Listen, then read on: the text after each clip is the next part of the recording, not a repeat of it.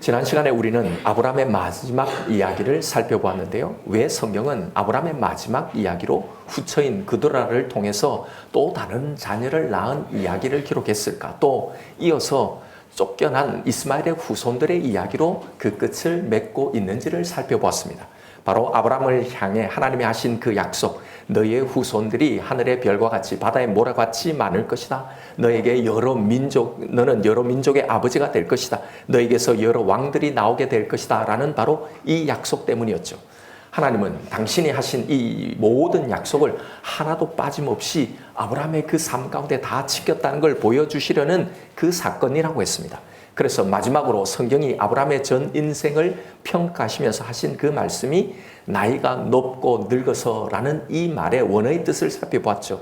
이 말은요, 그의 인생은 하나님의 보시기에 좋았고 선했고 아름다웠고 충분하고 충만하는 삶이었다라는 이 이야기로 아브라함의 일생을 마무리한다고 했습니다. 왜 좋았고 왜 선했고 왜 아름답고 충분하고 충만하다는 거였습니까? 그에게 계획한 하나님의 모든 계획들이 하나도 빠짐없이 완전하게 그의 삶 가운데 충만하게 다 이루어졌기 때문입니다. 바로 이것이 복이고 이것이 복된 인생이라는 걸 말씀드렸습니다. 세상의 복이 아니라 하나님의 그 계획과 뜻이 그 인생에 그대로 이루어지는 것, 이것 복이라고요. 왜 이 이야기를 에게 들려주신다고 했습니까? 결국 아브라함에게 계획하신 모든 것을 그의 삶 가운데 다 이루심으로 그의 인생이 결국은 좋았고 선하고 충분하고 충만했던 것처럼 결국 우리의 인생도 그럴 거라는 겁니다. 우리의 모든 신앙의 여정도 결국에는 분명히 우리의 인생은 좋았고 선하고 아름답고 충분하고 충만하게 결론이 날 거라고 말입니다. 그래서 이런 신실하신 하나님을 우리도 믿고 나아가라는 바로 그 말씀이었습니다. 자, 그렇다면 여기에서 생기는 질문이 하나 있었죠. 그러면 여기에 등장하는 아브라함의 서자들의 존재, 바로 그 이유입니다. 이들은 왜 존재하는가? 단순히 하나님이 자신의 약속을 지킨다는 이 사실을 보여주기 위해서 이렇게 많은 그드라의 후손들과 이스마엘의 후손을 낳게 하신 건가? 단순히 이 목적을 위해서만. 왜 이 질문이 중요하냐면 사실 이들은 선민이 아닌 선민 밖에 있는 자들입니다. 결국은 선택에 제외돼서 다 멸망받을 이방 민족들이잖아요. 아니, 하나님이 자신의 약속을 지킨다는 것, 이건 중요하지만 그런데 이걸 보여주기 위해서 이 많은 이방 민족들을 이 생명을 낳게 하셨다가 그냥 다 죽이시는가? 이들이 존재하는 이유는 단순히 이것 때문인가 하는 겁니다. 하나님은 왜 아브라함에게 선택하시지도 구원하시지도 않을 심판받을 이스마엘의 이 후예들을 만드셨을까요? 심지어는 이스마엘의 이 후예들의 번성을 약속하신 분이 하나님 아닙니까? 하나님께서 이걸 약속해 주셨어요. 매우 크고 생육하여서 번성하게 만들 거다. 12두령을 낳게 만들 거고 큰 나라를 이루게 할 거다. 내가 분명히 이스마엘의 그 삶 가운데 그렇게 하겠다고 하나님이 선민에게 하신 이 약속과 동일한 약속을 그에게 해주신 겁니다. 창세기 17장 20절을 보십시오. 이스마엘에 대하여는 내가 네 말을 들었나니 내가 그에게 복을 주어 그를 매우 크게 생육하고 번성하게 할지라. 여러분, 이게 창세전에 아담을 향해 또 아브라함에게 하신 약속이잖아요. 그가 12두령을 낳으리니 내가 그를 큰 나라가 되게 하려니와. 왜 하나님은 선택하시지도 않은 이 이스마엘의 후예를, 이 이방인을 열방을 만드셨을까요? 왜 그들의 번성을 약속하셨을까? 왜 결국은 멸망당할 이 세상을 만드셨을까? 오늘 우리가 풀어보려고 하는 질문이 바로 이겁니다. 오늘 본문에는 이스마엘의 12아들들의 이름이 쭉 소개되어 있습니다. 그런데 여기에 우리의 관심을 끄는 대목이 있는데요. 이스마엘의 아들들이 12명이었고 그들이 그 족속대로 12지도자가 되었다라고 소개하는 바로 이 대목입니다. 왜냐하면 공교롭게도 야곱의 아들들도 12명이었고요. 이들이 하나님의 선민인 이스라엘의 12지파의 족장일이었기 때문입니다. 이건 우연의 일치라고 하기에는 좀 특별하다는 생각이 들지 않으신가요? 왜 하필 이스마엘의 아들들도 12명이고 그들도 그 족속의 12지도자가 되었다라는 이 말을 굳이 왜 소개했을까? 다 멸망받을 백성들인데 이것이 혹시 야곱의 12지파와 어떤 연관성이 있지 않을까 하는 겁니다. 예, 연관성이 있습니다. 그리고 상징하는 바가 있습니다. 이스마엘의 12아들과 그의 12족속은요, 하나님의 나라의 선민인 야곱의 12아들과 그의 지파와 대조되는 세상 나라를 상징하고 있는 겁니다. 18절을 보면 그들의 거주지가 소개되죠. 그 자손들은 하윌라에서부터 아수르로 통하는 애굽 앞 술까지 이르러, 그 다음 말이요, 그 모든 형제 맞은편에 거주하였더라. 그 모든 형제, 즉 이스라엘의 맞은편에 거주하였다라는 말인데요, 여기서 맞은편이라는 이 말은 얼굴이라는 뜻이에요. 그런데 이건 지역적으로 맞은편이 아니라 그들을 대항해서라는 영적인 의미가 담겨 있습니다. 즉 하나님 나라 백성들과 대립 관계로 살아감을 상징하고 있는 말입니다. 그런데 이 두 나라, 이 두 운명의 구분은 어떻게 이루어지는가? 전적으로 하나님의 마음이라는 겁니다. 그래서 이 두 운명의 나님을 리브가의 태중에 있는 쌍둥이를 통해서 보여주신 거예요. 야곱과 에서는 아무런 차이가 없다는 이 사실을 말하려고 말입니다. 그래서 쌍둥이를 통해서 계시한 겁니다. 둘 다 사실은 전혀 다를 바가 없는 똑같은 존재라는 걸 말하려고 이 쌍둥이를 택한 거예요. 그들이 뭔가 선악간에 차이가 있어서가 아니라 전적인 하나님의 선택, 하나님의 은혜라는 걸 강조하기 위해서요. 하나님은 이 모든 선택은 다 내 마음이다, 내 뜻이다 라는 말을 거침없이 하고 계신 겁니다. 바로 여기서 인간들의 하나님을 향한 모든 공격들이 시작되고 있는데도요, 그런데도 하나님은 당당하게 이 이야기를 하고 계신 거란 말이에요. 사실 여러분, 이것이 얼마나 하나님에 대한 공격을, 기독교에 대한 신앙의 공격을 낳게 만드는 말입니까? 또 이게 사실 우리도 설명이 안 돼서 우리조차도 하나님 이건 좀 불공평한 것 아닌가라는 의문을 품기도 하잖아요. 아니 좀 불리한 이야기는 굳이 이렇게 안 밝히셔도 되는데, 그런데 하나님은 이걸 아주 거침없이 당당하게 선언하고 계신단 말이죠. 인간들은 바로 이 하나님의 선택을 불공평하다고 생각하는 겁니다. 왜 누군가는 선택해서 구원하시고 왜 누군가는 버리시는가 하는 거죠. 그럼 왜 하나님은 선택하지 않아서 유기해버릴 이 세상 나라 이스마엘을 만드셨을까? 그것도 번성하게 해서 이삭에 대한 약속과 똑같이 셀 수 없는 많은 후손을 낳게 될 거라는 이 약속을 주시고는 왜 그렇게 약속대로 번성하게 만드셨을까? 아니 어차피 멸망당해 죽을 인생들인데 말입니다. 자, 여러분 이제 냉철하게 이 문제, 이 질문을 살펴보죠. 하나님의 선택과 유기를 운운하기 이전에요, 사실 이 문제, 이 세상 나라, 이 이방인의 출처는 누구 때문입니까? 인간의 죄 때문이죠. 인간의 악한 선택 때문이잖아요.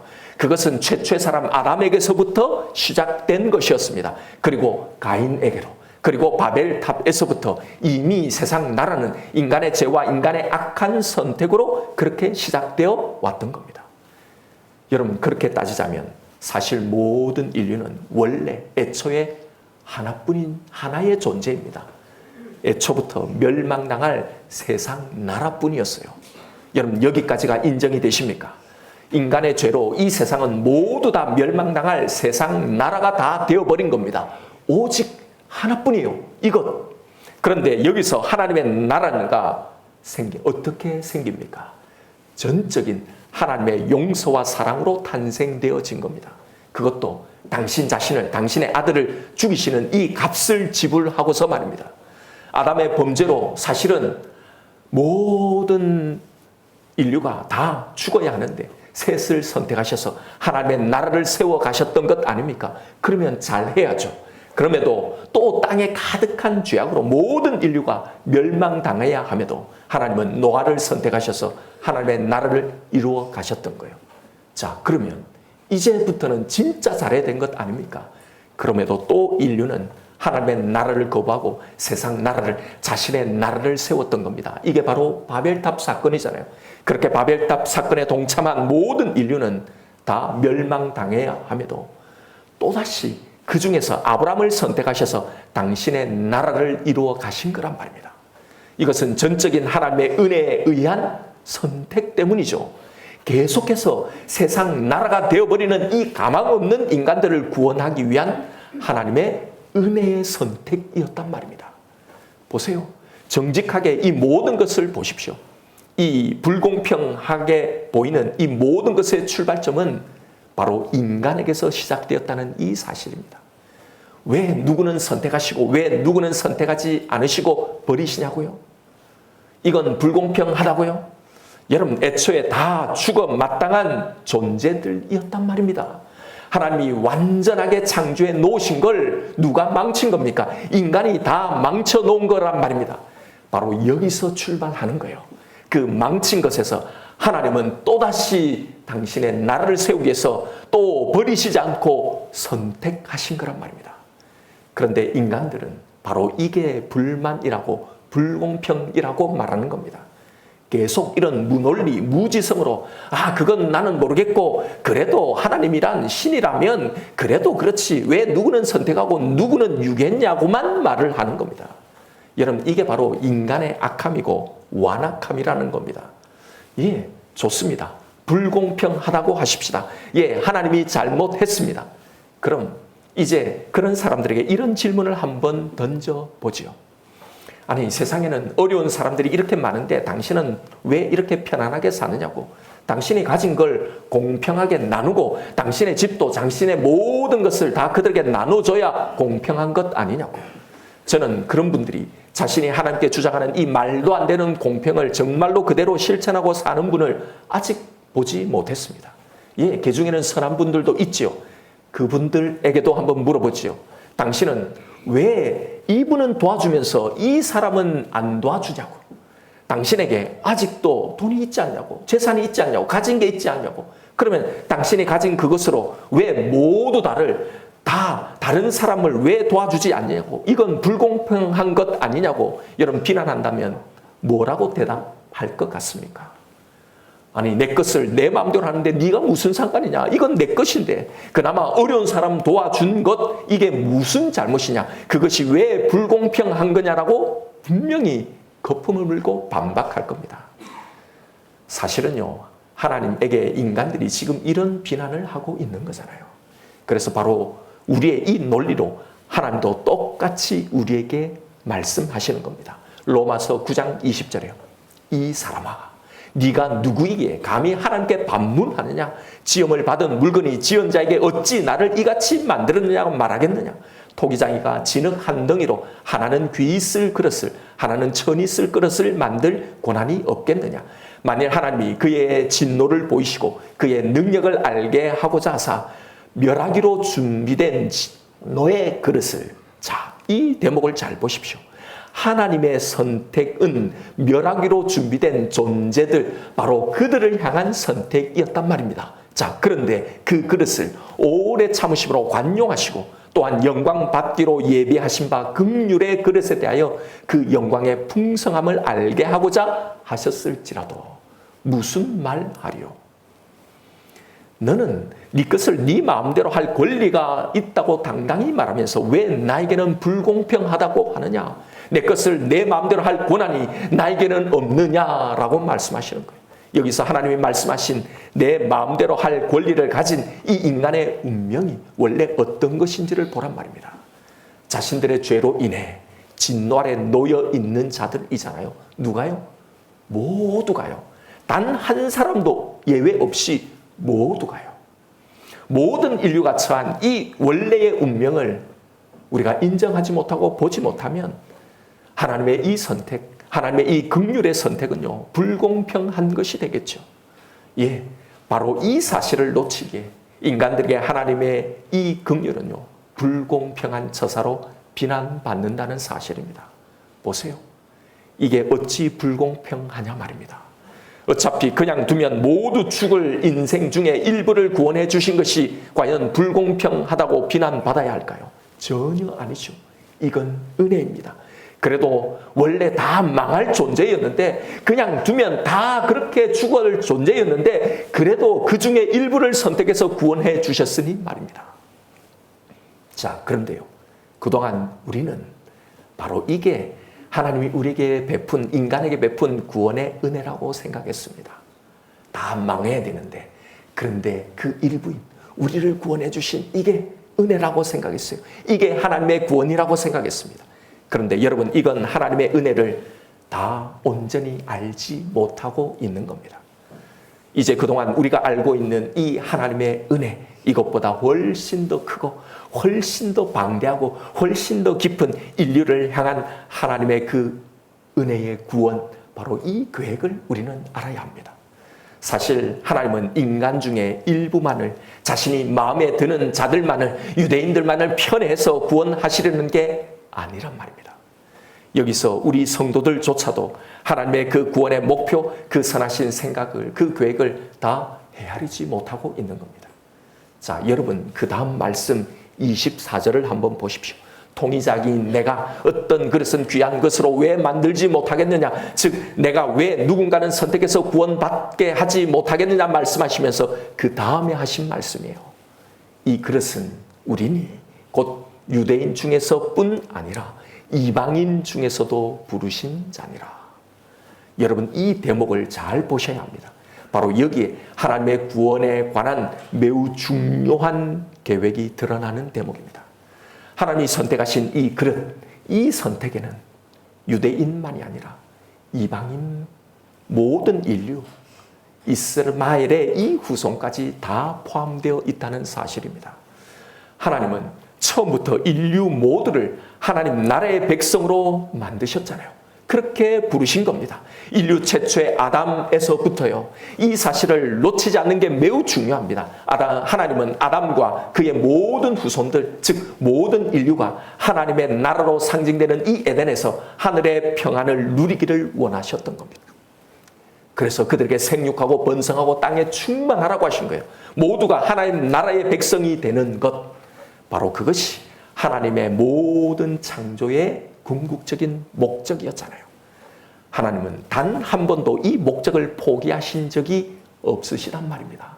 성경은 계속 포기하지 않는 하나님의 이 구원 계획을 계속 우리에게 알려주고 계신 거예요. 하나님은 당신이 창조하신 모든 인류를 구원하시는 것이 궁극적 목적이었어요. 이것은 아브라함과 맺은 할례 언약에서 분명하게 드러나고 있습니다. 구원의 증표인 이 할례를 누구에게 행하라고 하는지를 보십시오. 창세기 17장 12절입니다. 너희의 대대로 모든 남자는 집에서 난 자나 또는 그 다음 말이요, 너희 자손이 아니라 이방 사람에게서 돈으로 산 자를 막론하고 난지 8일 만에 할례를 받을 것이라. 이 말을 보십시오. 너희 자손이 아니라 이방 사람에게서 돈으로 산 그 모든 자를 막론하고요. 이것이 세상 나라가 되어버린 그들을 향한 하나님의 계획인 겁니다. 사실 하나님은 일부만을, 선민인 유대인만을, 이렇게 우리만을 선별해서 구원하시는 것이 목적이 아니란 말입니다.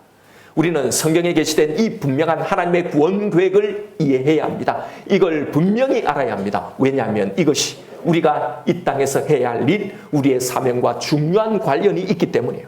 이 구원의 계획은 오늘 본문에도 선명하게 나와 있습니다. 창세기 25장 5절부터 보십시오.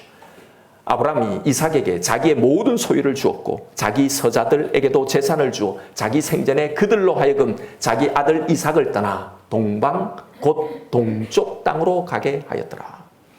여기에 먼저 아브라함이 취한 이 조치를 한번 잘 보십시오. 6절에 자기 서자들에게 재산을 주어서 이삭을 떠나서 동방 곧 동쪽 땅으로 가게 했다는 겁니다. 여러분, 왜 동쪽으로 가게 했다고 했을까요? 왜 이 방향을 꼭 지정했을까 말입니다. 성경에서 동쪽이 상징하고 있는 것이 있습니다. 동쪽은 하나님을 떠난 죄인들, 하나님 나라에 반역한 이 세상 나라들을 상징하고 있는 거예요. 그래서 여러분, 에덴에서 범죄한 후에 아담과 하와가 어느 방향으로 쫓겨났는지를 한번 보란 말입니다. 바로 동쪽이에요. 그래서 에덴 동쪽에 그룹들과 두루도는 불칼로 동쪽의 그 입구를 막으셨다고 한 거예요. 고로 아브라함이 서자들을 지금 이삭과 분리해서 동쪽으로 가게 한 겁니다. 여기 가라는 말은요, 쫓아내다, 매우 강한 의조라고 했잖아요. 쫓아낸 거예요. 이건 죄로 인해 에덴에서 쫓겨난 모든 인류의 모습을 여기서 대표하고 상징해 놓고 있는 겁니다. 그래서 죄를 범한 인간들이 계속 동쪽으로 갔다고 동쪽을 상징화해 놓은 거예요. 가인이 살인한 후에 어디를 향해 갑니까? 하나님을 떠나 동쪽으로 향했다고 나와요. 사람들은 그렇게 동쪽으로 옮기다가 결국 그 동쪽 거기서 뭘 쌓습니까? 바로 바벨탑을 쌓은 겁니다. 그래서 성경에서 동쪽을 향해 간다는 것이 하나님을 떠나 멀리 간다는 것을 세상 나라를 의미하는 겁니다. 그러면 보십시오. 누가 동쪽으로 간 겁니까? 모든 인류. 아담과 하와가 동쪽으로 갔잖아요. 모든 인류가 간 겁니다. 자, 그러면 하나님은 동쪽으로 갔던 그 모든 사람들을 다 버리셨을까요? 하나님의 구원 계신 이 성경은요, 이 동쪽으로 갔던 이 인류에게 놀라운 일이 일어난다는 걸 계속 예언해 놓고 있었던 겁니다. 아까 6절에 동쪽으로 쫓아낸 그 사자들에게 뭘 주었다고 했습니까? 재산을 주었다고 나오죠. 그런데 이 우리말에 재산으로 번역된 이 단어는요, 원문에는 매우 특이한 단어를 썼어요. 바로 선물이라는 단어입니다. 그리고 5절에 이삭에게는 뭘 줬습니까? 모든 소유. 이 모든 소유라는 이 단어는요, 원어로는 전부, 전체, 모두라는 단어예요. 그러니까 이삭에게 전체를 주었다. 전부를 다 주었다. 이게 뭘까요? 예, 바로 구원에 관한 모든 걸 말하는 겁니다. 왜 이삭에게 구원에 관한 모든 걸 주었다고 합니까? 이삭 자체가 바로 예수 그리스도를 예표하는 인물이기 때문이죠. 바로 이 예수가 구원의 실체이고 구원의 전부이고 전체이기 때문입니다. 그럼 동쪽으로 쫓겨난 이 서자들이 받은 이 선물이 무엇을 상징하고 있겠냐 말입니다. 예, 바로 이 예수 그리스도에 의해서 주어질 그 구원의 선물, 바로 이걸 말하고 있는 거예요. 여러분, 이게 너무 비약적인 해석같이 보이나요? 제 개인적인 해석이 아니라요. 하나님의 구원 계시의 책인 이 성경이 바로 이걸 계속 말씀해 놓고 있다는 사실이에요. 메시아의 예언이 나오는 선지서를 가만히 우리가 읽어보면 이 메시아가 임할 때 일어날 일들을 예언해 놓은 대목이 있습니다. 그게 바로 뭐냐? 동쪽으로 갔던 이 이방 나라들이, 이 이방의 민족들이, 이 왕들이 예물을 들고 예루살렘으로 예배하러 온다라는 바로 이 예언입니다. 바로 메시아를 통해 회복될 열방의 모습들, 그것의 성취를 보여주는 장면이에요. 대표적인 것이 이사야 60장 말씀입니다. 60장 1절에 보면 일어나라, 빛을 발하라. 이는 내 빛이 이르렀고, 누구예요? 예수 그리스도가 임했다는 거예요. 여호와의 영광이 내 위에 임하였느니라. 메시아가 오셨단 말입니다. 그때가 되면 바로 3절에 나라들은, 이방 나라들은 내 빛으로, 왕들은, 열방의 왕들은 비치는 내 광명으로 나오리라.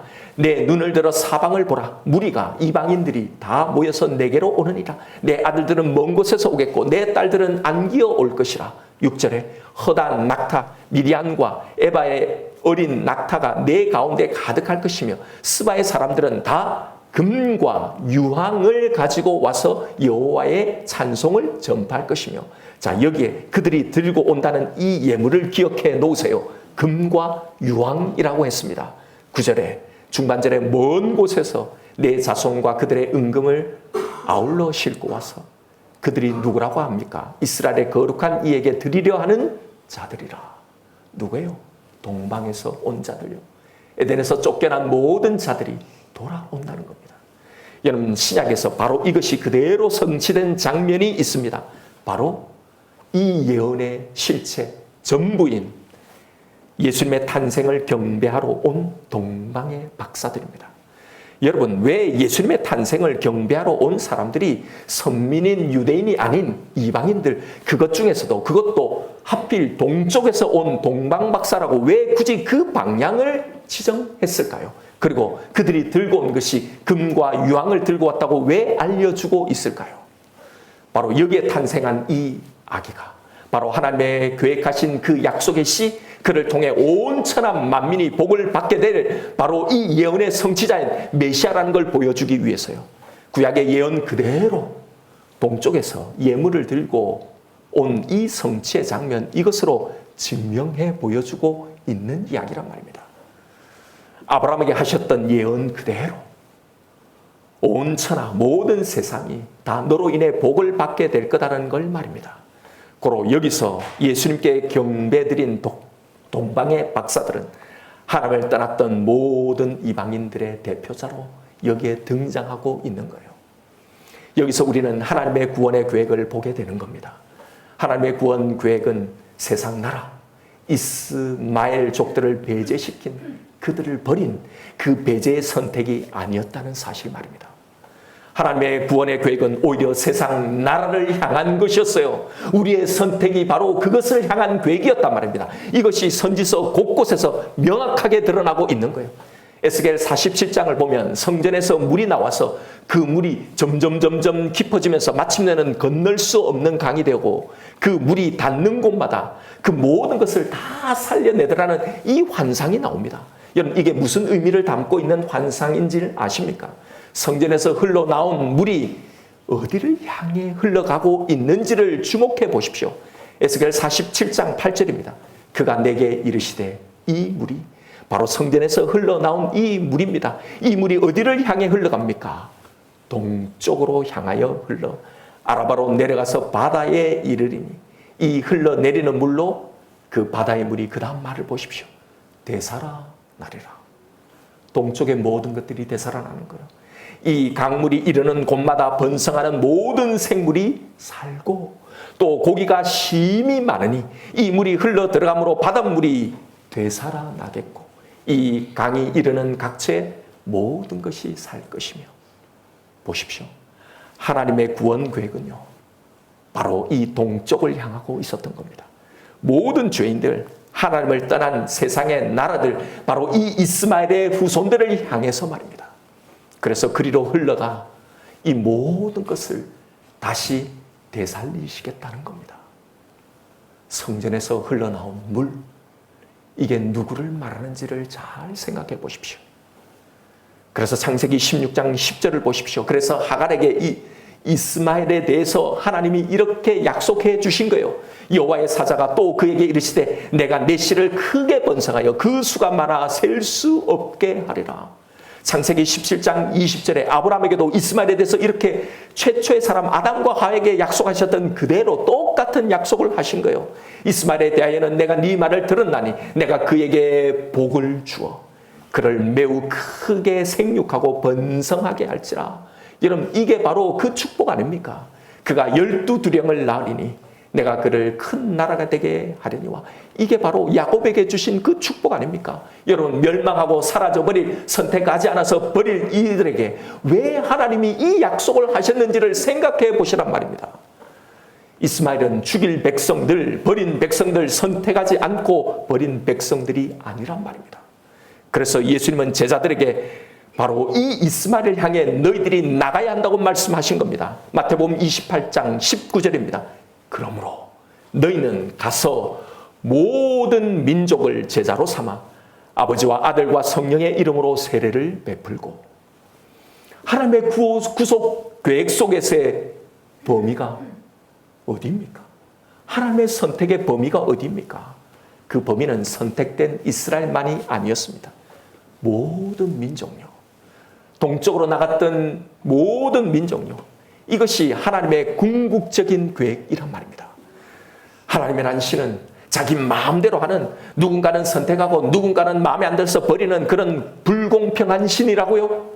유대인들 이스라엘만을 사랑하고 선택하시고 더 많은 민족들은 아무런 그런 마음 없이 무자비하게 버리시는 편협한 하나님이라고요. 이런 의문, 이런 질문과 항의 자체가요, 얼마나 배은망덕하고 악하고 완악한 말인지를 인간은 도무지 모를 정도로요. 그래서 대놓고 자신이 옳다고 하나님을 비난할 정도로 우리는 이렇게 무지한 죄인이란 말입니다. 하나님은 절대로 불공평하시거나 편협하고 무정한 신이 아닙니다. 하나님의 구원 계획은 그런 게 아니란 말입니다. 하나님의 구원 계획은 자기의 소견에 옳은 대로 하나님을 자기의 뜻대로 마음대로 버린 이 인간들을 향한 끊임없는 하나님의 사랑입니다. 하나님의 선택은 사랑의 선택이었단 말입니다. 이것이 하나님의 구원의 목적입니다. 그런데 문제는 타락한 인간은 그 누구도 이런 본래 목적으로 스스로 되돌아올 수가 없죠. 하나님이 다시 불러주시지 않는 한, 하나님이 흘러가 살게 하시지 않는 한 이것은 불가능한 일이죠. 바로 그래서 성전에서 흘러나온 물의 존재가 있는 겁니다. 하나님은 먼저 이스라엘을 불러주신 겁니다. 먼저 아브라함을 택하시고 이스마엘이 아니라 이삭을 택하시고 에서가 아니라 야곱을 그래서 택하신 겁니다. 이건 무자비한 누구를 버리는 선택이 아니었단 말입니다. 왜요? 이들을 먼저 하나님 나라로 만드셔서 이 동쪽을 향해 이 이스라엘을 향해 흘러나가라고 말입니다. 바로 이것이 아브라함에게 이스라엘만이 아닌 이방 민족들을 포함한 열방을 약속하신 이유였습니다. 잘 보십시오. 아브라함의 후손, 그들의 누구를 약속하셨는지요? 유대인만이 아니었습니다. 너는 유대인만의 조상이 아닌 여러 민족의 아버지가 될 것이고 여러 왕들이 너에게서 나올 것이며 이런 믿음의 후손이 하늘의 별과 같이 바다의 모래와 같이 많을 것이다. 여러분, 바로 이 약속의 의미가 바로 이것이었단 말입니다. 하나님은 이 세상 모든 민족들을 구원하실 계획을 세우고 계셨던 거예요. 바로 예수 그리스도를 믿는 영적 이스라엘을 통해서 말입니다. 먼저 믿게 된 그들을, 먼저 선택해서 부르신 그들을 말입니다. 여러분, 오늘 이 시대에 이 영적 이스라엘은 누구입니까? 우리입니다. 우리를 통해서 말입니다. 이것이 바로 이 세상의 모든 사람들 중에 우리를 먼저 택하시고 부르신 이유입니다. 베드로전서 2장 9절을 보십시오. 그러나 너는 택하신 족속이요 왕같은 제사장이요 거룩한 나라요 그의 소유가 된 백성이니 이는 너를 먼저 선택한 그 이유는 너를 어두운 데서 불러내어 그의 기이한 빛에 들어가게 하신 이의 아름다운 덕을 그 다음 말이에요.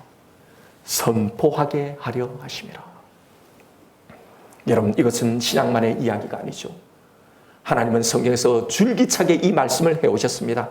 바로 구약의 이스라엘을 선택하시면서 하신 말씀도 이거였잖아요. 너희가 내게 대하여 제사장 나라가 될 거라고. 바로 모든 열방을 향한 제사장 나라로 부르셨다는 말입니다.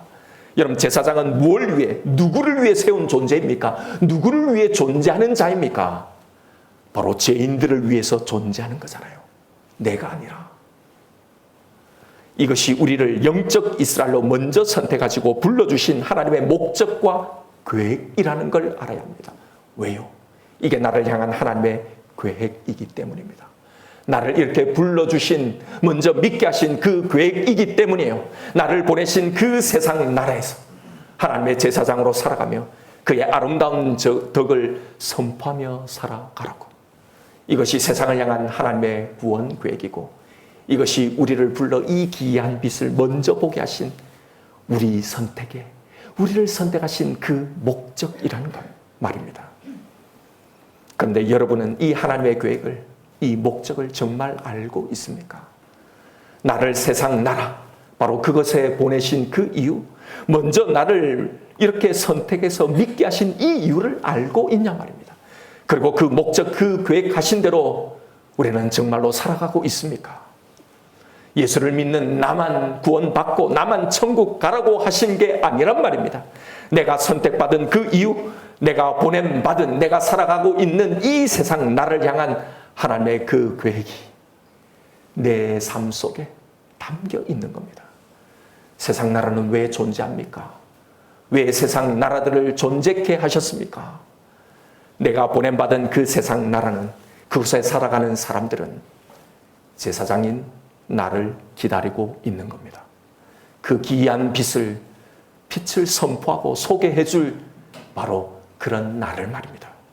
그들은 구원받기 위해 존재케 하신 자들입니다. 누굴 통해요? 먼저 구원받은 나를 통해서요. 사실 여러분, 우리들도 동쪽에 있었던 이방인들, 이스마엘족들 아닙니까? 우리도 우리보다 먼저 선택받은 그 자들, 그 선택의 목적을 잊지 않고 그것을 위해서 헌신하며 살았던 그 사람들 때문에 이 귀한 빛으로 들어오게 된 거잖아요. 이제 우리 차례인 겁니다. 그러니 여러분, 내 문제만, 내 구원에만 매몰되어 있는 신자가 되지 마십시다.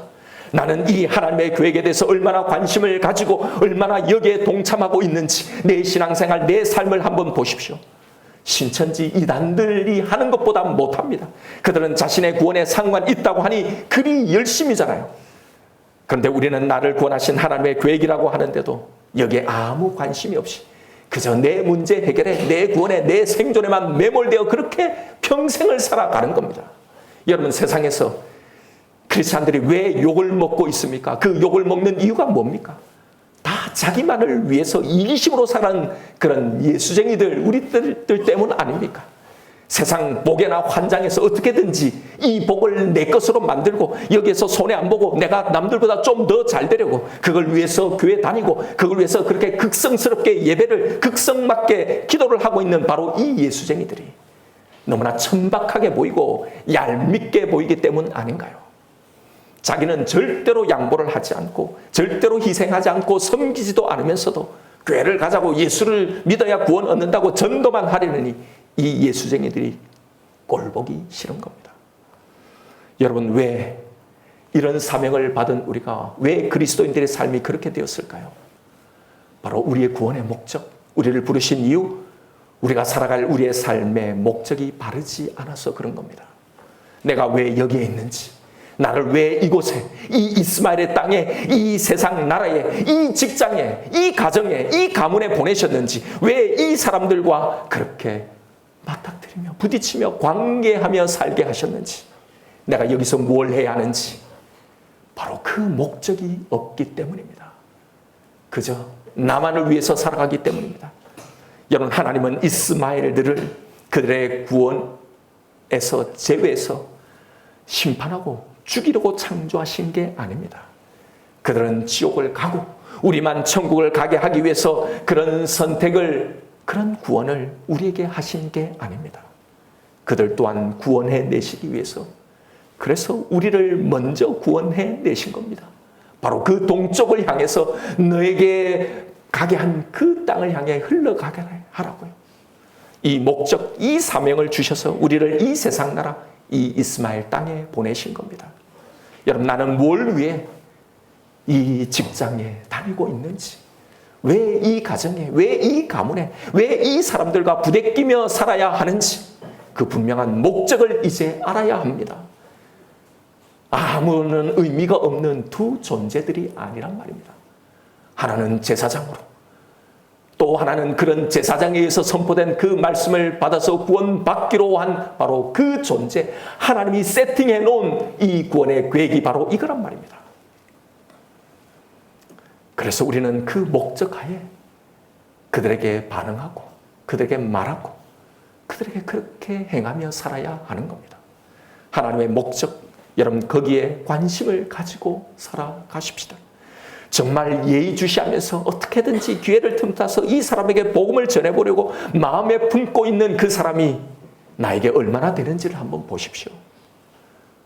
나에게 그런 관심이 전혀 없다는 것, 그런 사람이 단 한 사람도 없다는 것은요, 그리고 그냥 형식적으로 그렇게 기도만 하고 있다는 것은요, 하나님의 마음과 그 뜻을 상실한 채, 그것과는 전혀 무관한 채 살아가고 있다는 바로 그 증거인 겁니다. 여러분, 하나님은 세상에 관심이 있습니다. 이스마엘만이 아니라, 이스라엘만이 아니라 이스마엘에게 관심이 있으십니다. 아니, 이스라엘을 먼저 선택하신 것은 바로 이 이스마엘에 대한 사랑, 그들을 위한 계획된 선택이었다는 걸 알아야 합니다. 여러분, 좀 더 이 목적에 적극적인 삶을 살아가십시다. 나를 보내신 그곳에서 바로 이 선교적인 삶, 바로 이 제사장의 삶을 살아가십시다. 말로만이 아니라 바로 내 삶을 통해, 내 행동을 통해서요. 이것이 내 삶의 목적이 되면 우리는 바뀌게 될 거예요.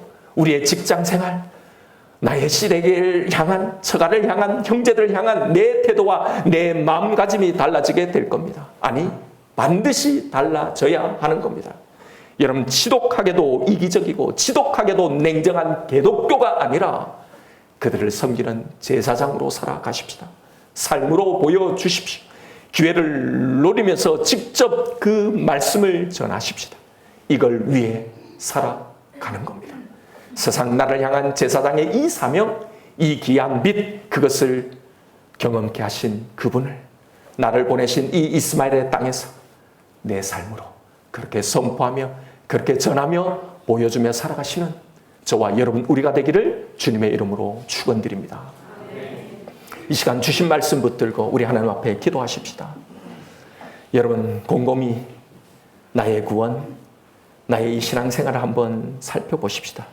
내 신앙생활에서 내 간절한 소원, 내 기도 제목을 빼면 도대체 뭐가 남을까요? 거기에 정말 하나님의 이 마음, 하나님의 이 뜻, 이 계획, 그의 목적이 내 신앙생활 안에, 내 삶 안에 여전히 담겨 있습니까?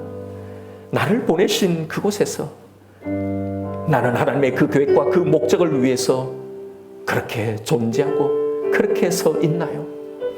하나님의 계획 속에선 그들은 제사장인 나를 지금 기다리고 있는 겁니다. 그 귀한 빛을 선포해 줄 바로 그 자를 말입니다.